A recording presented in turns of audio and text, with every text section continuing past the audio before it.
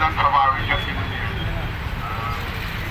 26 नोव्हेंबरला बाबासाहेबांनी जेव्हा संविधान हस्तांतरित करण्याची जेव्हा वेळ आलेली त्या दिवशी तर त्यांचं एक सूचन नाही का नीट ऐकलं त्या भाषणात त्यांनी आता स्पष्ट स्वरूपात म्हणलेलं आहे, हे संविधान चालवणारी लोक जर व्यवस्थित नसली तर हे संविधान नाही का मोडकळीस आणण्यास कारणीभूत आहे. म्हणजे हे लोक नाही का नीट चालवणार नाही तर ह्या दृष्टीने नाही का हे काही नाही का वाटचाल चालू आहे.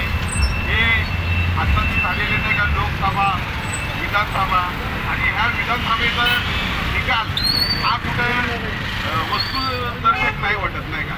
जसं उन्हाळ्यात पाऊस पडल्यासारखं वाटतंय ते उन्हाळ्यात गारठा आल्यासारखं वाटलेलं आहे आणि ह्या सगळ्या गोष्टी नाही का मन